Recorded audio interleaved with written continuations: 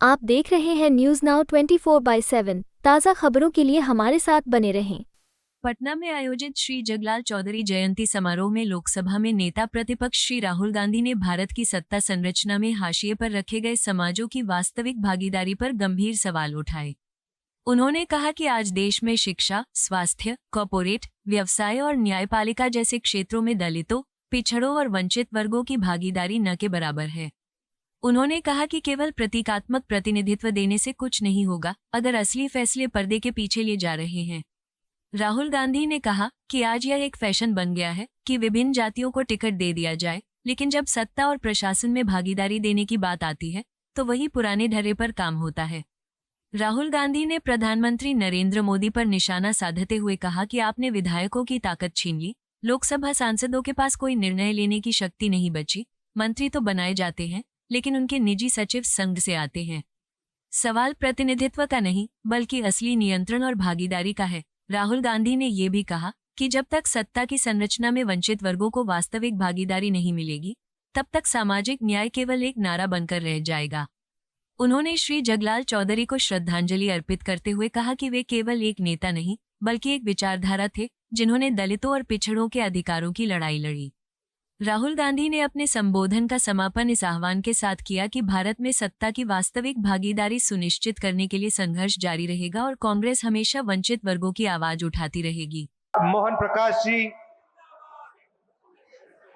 अखिलेश सिंह जी, मदन मोहन झा जी, विनोद चौधरी जी, सुशील कुमार पासी जी, doctor Anil Jain ji, Sujit Chaudhary जी, Neetu Singh Nishad ji, Gorelal Yadav ji, stage पे बाकी वरिष्ठ नेता, भाइयों और बहनों, प्रेस के हमारे मित्रों, आप सबका यहां बहुत बहुत स्वागत। आज हम जगत चौधरी जी की याद करते हैं। लड़ाई हिंदुस्तान में विचारधारा की है। एक तरफ आरएसएस, बीजेपी और दूसरी तरफ अंबेडकर जी, जगत चौधरी जी, महात्मा गांधी, जगलाल चौधरी जी। तो ये विचारधारा की लड़ाई चल रही है। कुछ दिन पहले मैंने अपने भाषण में कहा कि हम अंबेडकर जी की बात करते हैं, जगलाल चौधरी जी की बात करते हैं, मगर जो ये बोलते थे, जो ये करते थे, इनके जो आइडियाज थे वो कहां से आए थे?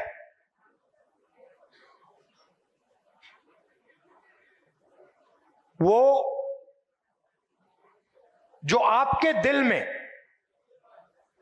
जो दर्द था, दलितों के दिल में जो दर्द था, भैया थोड़ा इस साइड हो जाइए।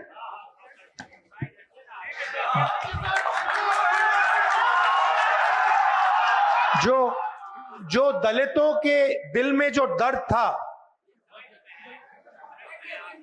जो दुख था, जो उनके साथ हजारों सालों के लिए किया जा रहा था, वो आवाज अंबेडकर जी और जगलाल चौधरी जी के मुंह से निकलती थी। मतलब जो आपके दिल में था, जो आपके समाज के दिल में था, वो अंबेडकर जी और जगलाल चौधरी जी बोलते थे।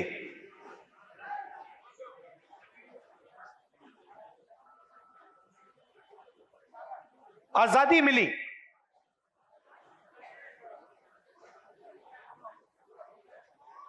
बहुत कुछ हुआ, मगर मैं आपसे सवाल पूछना चाहता हूं। आज हिंदुस्तान का जो पावर स्ट्रक्चर है, जो इंस्टीट्यूशंस हैं, संस्थाएं हैं,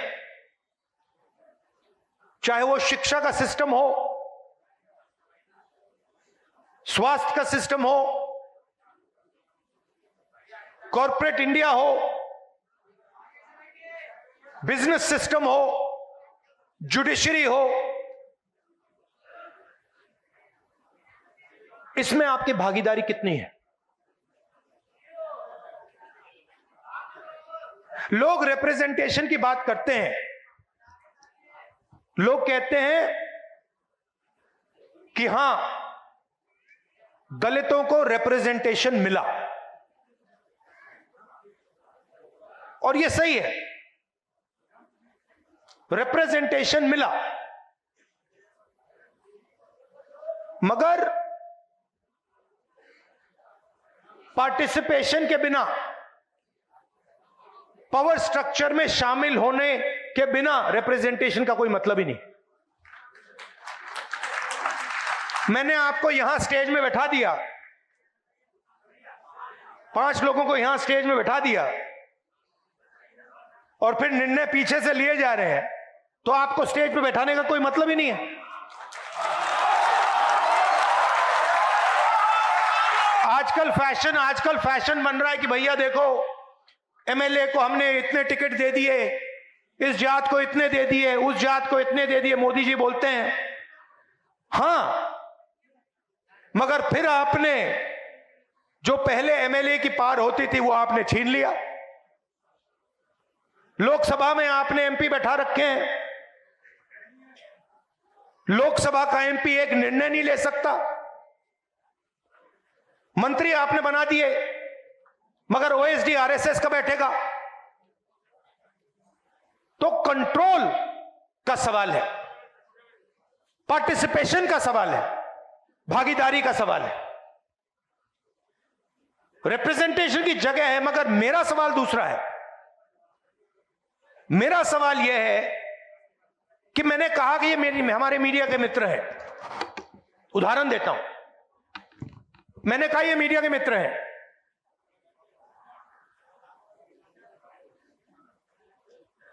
इनकी बड़ी बड़ी कंपनियां हैं,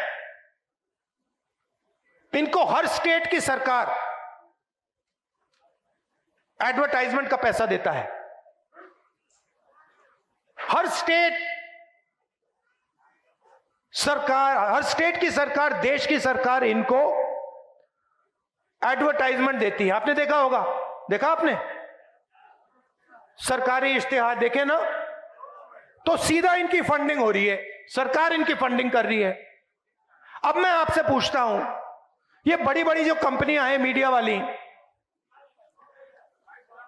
इनके मालिकों की आप लिस्ट निकालिए, मुझे दलित दिखा दीजिए उनमें, आपको एक दलित नहीं मिलेगा। ठीक है, शायद आप लोग कहेंगे हमें मीडिया की कंपनी कंट्रोल नहीं करनी। फिर मैं अगला सवाल पूछता हूं, ठीक है, सीनियर मैनेजमेंट की लिस्ट निकाल दीजिए, बड़े बड़े एंकर्स की लिस्ट निकाल दीजिए, बड़े बड़े एडिटर्स की लिस्ट निकाल दीजिए, मुझे दलित नाम दिखा दो उसमें। नैरेटिव ये बना रहे, 15% आपकी आबादी है, 16% आबादी है आपकी। मीडिया में मैंने आपके मुद्दे कभी देखे ही नहीं है।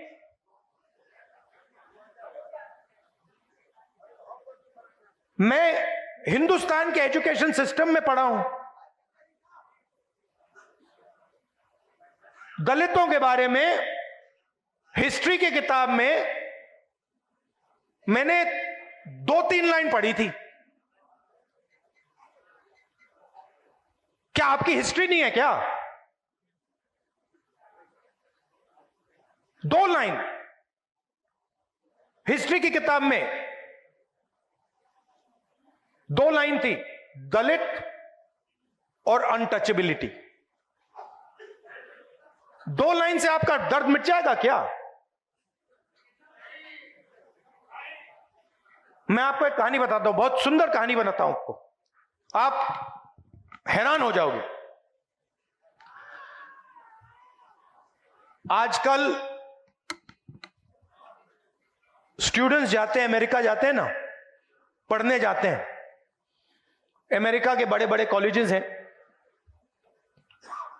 तो अमेरिका में एक कॉलेज का एंट्रेंस एग्जामिनेशन होता है, एसएटी एग्जामिनेशन। नाम सुना आपने? सुना है? एसएटी एग्जाम है, वो अमेरिका का यूनिवर्सिटी का एंट्रेंस का एग्जाम होता है। जब वो पहले एग्जाम बनाया गया और स्टूडेंट्स ने लिया, तो जो गोरे स्टूडेंट्स थे उनका परफॉर्मेंस बहुत अच्छा था, और जो अफ्रीकन अमेरिकन थे उनका परफॉर्मेंस बिल्कुल बेकार था। मैं बहुत गहरी बात बोल रहा हूं, इसको अच्छी तरह सुनिए। तो जब नया एग्जाम आया, गोरों को फर्स्ट डिवीजन, सारे के सारे बेस्ट परफॉर्मर्स गोरे, और जो काली चमड़ी वाले थे, अफ्रीकन अमेरिकन थे, उनका परफॉर्मेंस बिल्कुल बेकार, वो फेल हो रहे हैं। पहले गोरों ने कहा कि गोरे लोग ज्यादा इंटेलिजेंट हैं, ज्यादा होशियार हैं, और ये जो अफ्रीकन अमेरिकन हैं ये कम होशियार हैं, ये मैथमेटिक्स नहीं समझ सकते क्योंकि इतने होशियार नहीं है। फिर एक प्रोफेसर ने चालाकी कर दी, उसने एक एक्सपेरिमेंट किया। वही एसएटी का एग्जाम, उसके जो सवाल थे उसने अफ्रीकन अमेरिकन प्रोफेसर से बनवा दिए। मतलब एग्जाम के जो सवाल थे, जो एग्जाम का डिजाइन था, उसने गोरों से नहीं करवाया, उसने अफ्रीकन अमेरिकन से करवा दिया। और फिर उसने वही एग्जाम गोरों को और अफ्रीकन अमेरिकन को दे दिया। आपको मालूम है नतीजा क्या था? सारे के सारे गोरे फेल हो गए। अब मैं आपसे पूछना चाहता हूं, हम शिक्षा के सिस्टम की बात कर रहे हैं, उस शिक्षा के सिस्टम में आपकी कोई हिस्ट्री नहीं है, आपका कोई इतिहास नहीं है।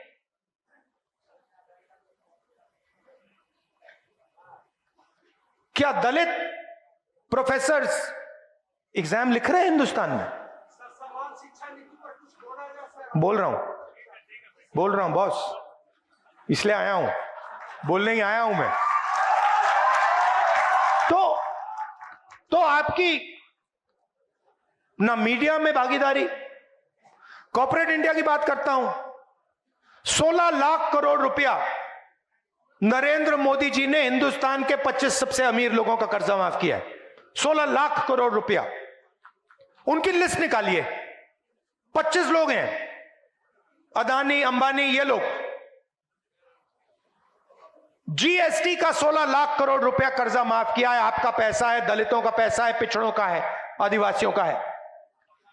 मगर अगर आप लिस्ट निकालेंगे, उसमें एक दलित नाम नहीं है, एक पिछड़ा नाम नहीं है, एक आदिवासी नाम नहीं है। कॉर्पोरेट इंडिया की लिस्ट निकालिए, 200 सबसे बड़ी कंपनियां,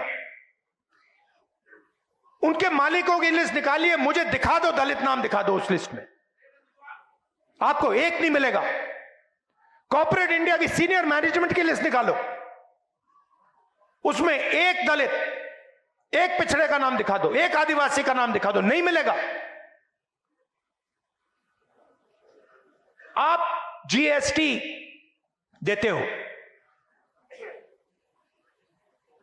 ये आप जो शर्ट पहने हैं, जितनी जीएसटी आपने इस शर्ट के लिए दी है, अगर अदानी इसी शर्ट को खरीदता उतनी ही जीएसटी वो देता। गलतफहमी में मत रहिए। अरबपति जीएसटी नहीं देते हैं, हिंदुस्तान के मजदूर, हिंदुस्तान के किसान, हिंदुस्तान के गरीब लोग जीएसटी देते हैं। आप पैसा देते हो, आपके जेब से जाता है, सीधा उनके जेब में जाता है।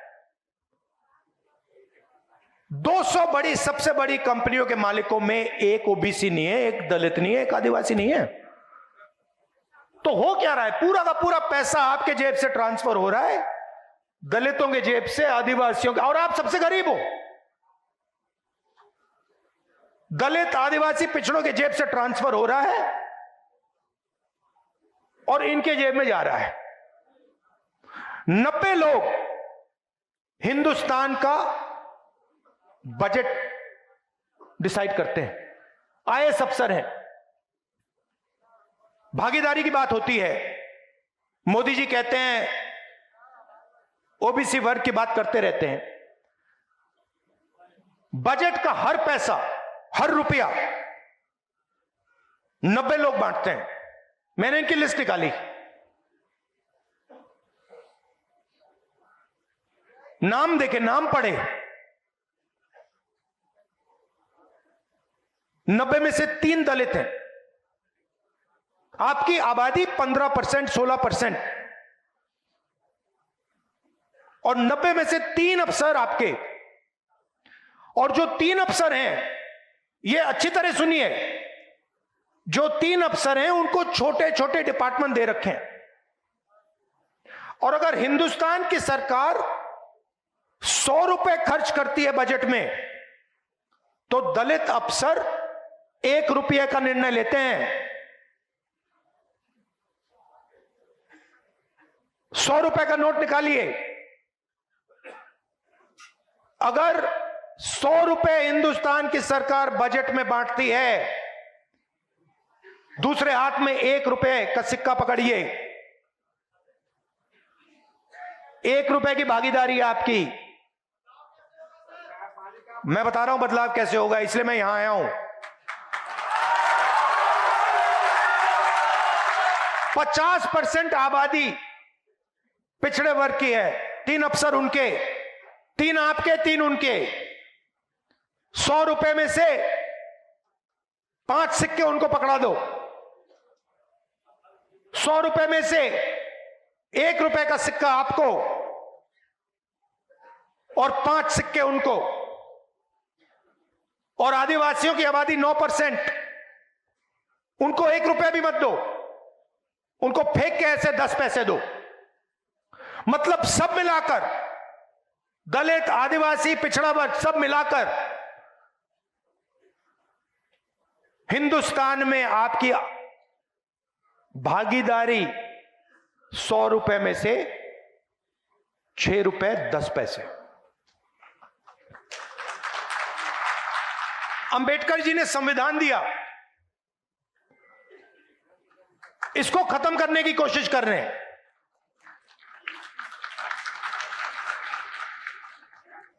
जो आपको बजट में 6.5 रुपए, 6 रुपए 10 पैसे की भागीदारी, वो भी छीनने की कोशिश कर रहे हैं।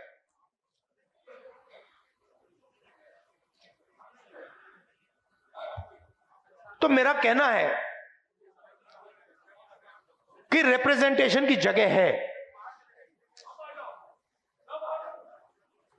मगर रिप्रेजेंटेशन जितना ही जरूरी, पार्टिसिपेशन और भागीदारी। अब सवाल उठाया किसी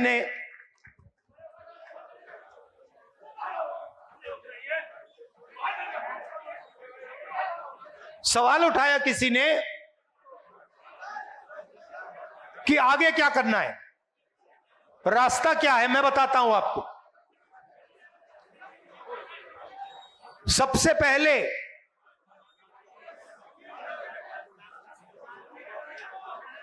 पहले यह पता लगाना है कि सचमुच में किसकी कितनी आबादी है और किसको कितनी भागीदारी मिल रही है। और यह पता लगाने का एक ही तरीका है, उसका नाम है जाति जनगणना। और यह बिहार वाला जो जाति जनगणना है, मैं इसकी बात नहीं कर रहा हूं। जाति जनगणना देखना है तो तेलंगाना वाला देख लीजिए। तो जाति जनगणना क्या है, मैं आपको समझाना चाहता हूं। जाति जनगणना सिर्फ सर्वे नहीं है, पहला कदम है। जैसे चोट लगती है, मैडम आपको कभी चोट लगी है, हाथ टूटा है कभी आपका, आप अस्पताल गई थी, डॉक्टर ने पहले आपसे क्या कहा, एक्सरे कराना है, कहा नहीं कहा? किसी को चोट लगती है, डॉक्टर पहली चीज कहता है भाई देखो एक्सरे कराओ। तो पहला कदम एक्सरे का है। जाति जनगणना हमें यह बता देगा कि दलित कौन है, आदिवासी कौन है, पिछड़े वर्ग के लोग कौन है, माइनॉरिटी कौन है,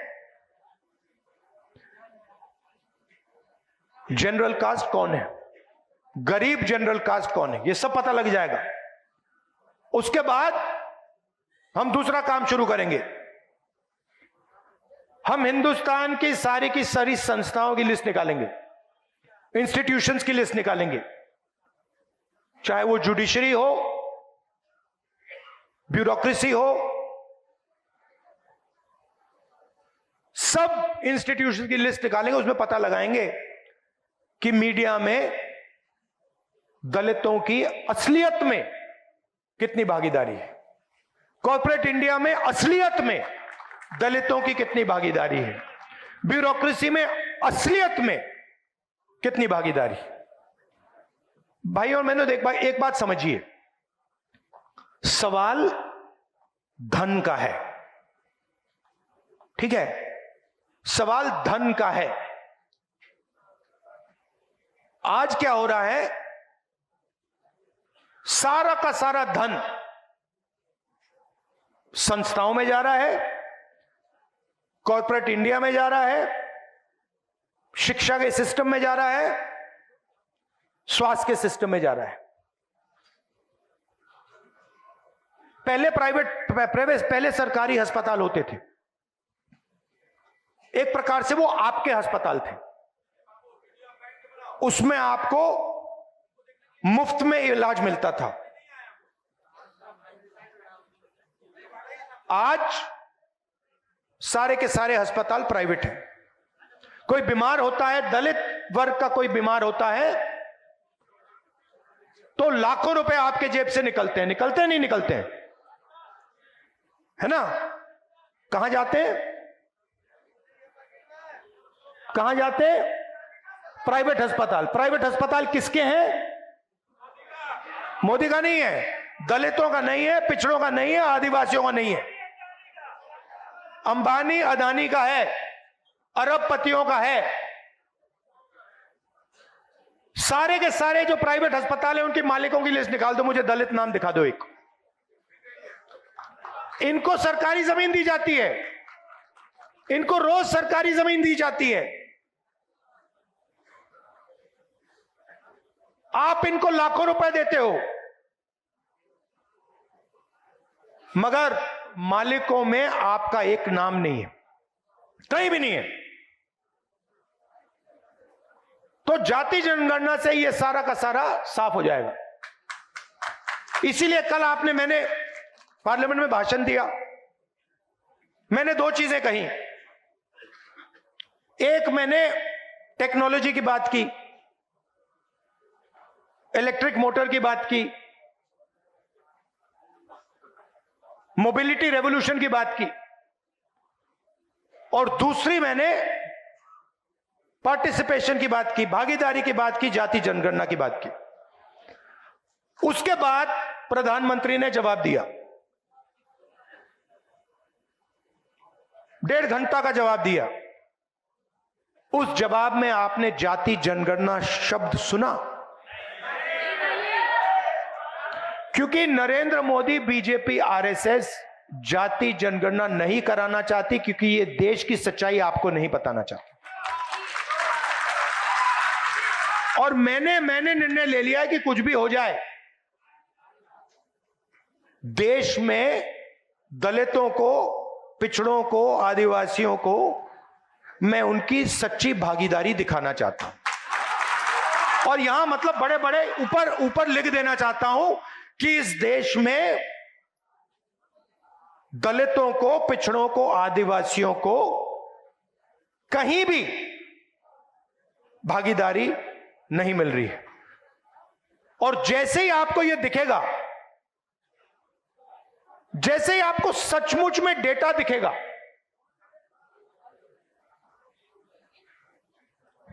फिर हिंदुस्तान की असलियत, हिंदुस्तान का हर एक नागरिक, हर एक दलित, हर एक पिछड़े वर्ग, हर एक आदिवासी सब समझ जाएंगे।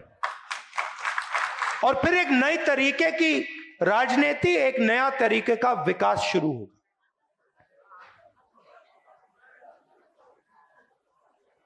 इसलिए मैं यहां आया। आप कह रहे थे, आपने मुझे बुलाया, आप कह रहे थे कि दिल्ली का चुनाव है। हां, दिल्ली का चुनाव है, उसकी जगह है, मगर यह भी फंक्शन बहुत जरूरी है। तो मैं वोट डालकर सीधा यहां आ गया। और मैं बिहार के दलितों को, पूरे देश के दलितों को कहना चाहता हूं, देखिए, ये जो संविधान है, ये हम सब कहते हैं और मानते हैं कि अंबेडकर जी की, गांधी जी की देन है। मगर इस संविधान के अंदर हजारों साल का आपका दर्द है। जो आपके साथ अपमान किया गया, जो आपको दबाया गया, जो आपको क्रश किया गया, वो सब इसके अंदर है। और यही आपको एक नया भविष्य दे सकता है, यही आपको बचा सकता है, और यही आपको देश में भागीदारी, सच्ची भागीदारी दे सकता है। इसीलिए बीजेपी और आरएसएस के लोग इसको खत्म करना चाहते हैं, क्योंकि वो जानते हैं कि जिस दिन तक यह संविधान है, उस दिन तक हिंदुस्तान के गरीब लोगों को, दलितों को, पिछड़ों को, आदिवासियों को नहीं दबाया जा सकता है। ये इसको सामने से नहीं मारते हैं। ये आप मत सोचिए कि इसको सामने से मारते हैं। सामने से, इसके सामने ये मत्था टेकते हैं। सामने मोदी जी यूं करेंगे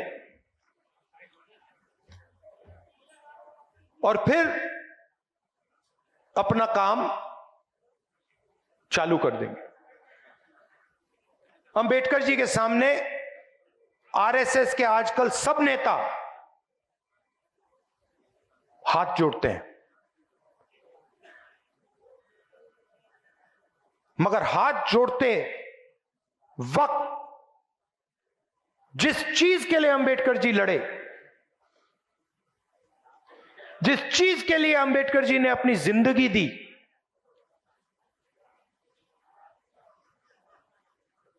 उसको रद्द करते हैं, उस पर आक्रमण करते हैं, उसको खत्म करने की कोशिश करते हैं। दलितों की स्कॉलरशिप्स, बाबा साहब ने कहा था एजुकेट। आदिवासियों की, दलितों की स्कॉलरशिप्स को खत्म कर देते हैं, रोहित वेमुला को मार देते हैं,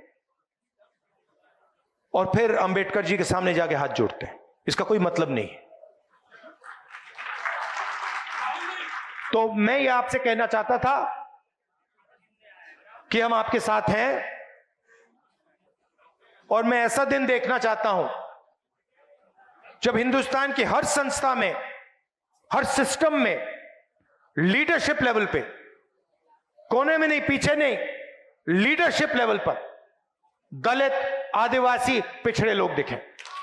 मैं देखना चाहता हूं, मैं वो दिन देखना चाहता हूं जब हिंदुस्तान की टॉप 10 कंपनीज का मालिक दलित, पिछड़े वर्ग से हो, आदिवासी वर्ग से हो। और मैं उसके लिए लड़ रहा हूं, और लड़ता रहूंगा। आप सबका बहुत बहुत धन्यवाद कि आप यहां आए। धन्यवाद, नमस्कार, जय हिंद। आपको यह वीडियो पसंद आया हो तो इसे लाइक करें, हमारे चैनल को सब्सक्राइब करें।